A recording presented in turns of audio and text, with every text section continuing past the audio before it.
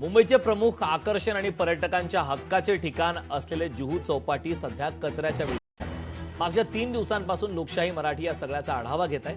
आज देखील कचरा जैसे थे परिस्थितीत पाहायला मिळतोय। जुहू चौपाटीच्या टनभर कचरा पसरलेल्या परिस्थितीचा आढावा घेण्यासाठी महापालिका विरोधी पक्षनेत्या किशोरी पेडणेकर पोहोचल्या आहेत। त्यांच्याशी बातचीत केली, तसेच तेथील आढावा घेतला आमच्या प्रतिनिधी मीनाक्षी म्हात्रे।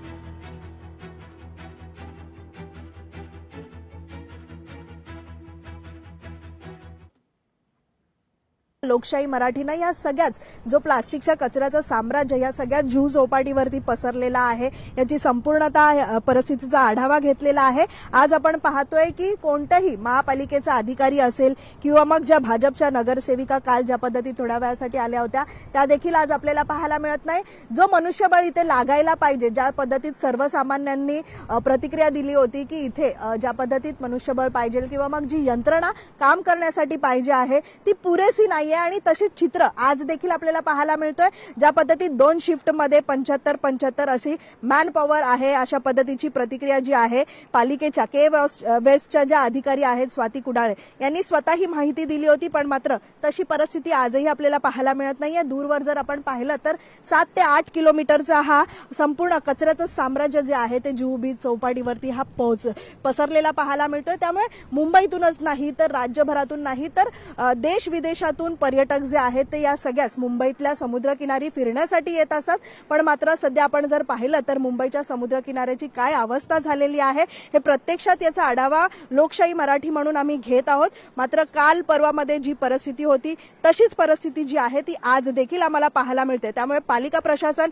या सगळ्याची कधी दखल घेणार, कधी या सगळ्यावरती कारवाई होणार याकडे आमची करडी नजर असणार आहे।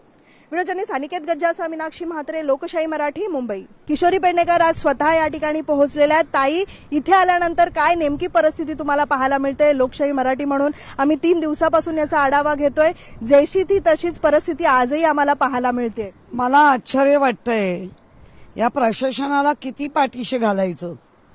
ढीगच्या ढीग कचऱ्याचे आपल्याला दिसत आहेत आणि नुसते ढीग नाहीत तर 4-4, 5-5 फुटाचे आता ढीग दिसत आहेत। खाली 2-2 फुटाला कचरा लागतोय आणि अख्खा 300-500 मीटरचा हा समुद्र किनारा इतक्या प्रचंड प्लास्टिक आणि घाणीनी भरलेला आहे। म्हणजे इथल्या लोकांनी काय बघायचं? महानगरपालिकेला, ज्या महानगरपालिका आहे त्या महानगरपालिकेला बीच साफ करायचे मोठे कॉन्ट्रॅक्ट मिळतात, दिले जात आहेत, तर एवढा असूनही हे सगळं बघायचं? कधी काळी निळा समुद्र बघत होतो तो आता काळा समुद्र झाला। याच्यावरच कळतं की आपण किती मोठ्या प्रदूषणामध्ये आहोत। खरं तर मागच्या काही वर्षांपासून उद्धव ठाकरे यांच्या पक्षाला दोष दिला जात होता, पण अशी परिस्थिती कधी उद्भवली नव्हती। इतक्या मोठ्या टनांनुसार हा कचरा आहे। एकदा कॅमेरामॅनला विनंती करते की दूरपर्यंत अगदी आपण जर पाहिलं तर टनांनुसार हा कचरा जो आहे तो समुद्राच्या पोटातून हा बाहेर फेकलेला आहे। पहिल्यांदाच अशी परिस्थिती जी आहे ती प्रत्येक मुंबईतल्या समुद्रकिनारी ही आपल्याला पाहायला मिळते। त्यांचे वॉर्ड ऑफिसर आजही फोन उचलत नाही। मला वाटतं ही कल्पना आल्यानंतर वॉर्ड ऑफिसर आजही इथे हव्या होत्या, पण त्या अशा लगाम झालेले सरकार झाले, महापालिका झाली आहे।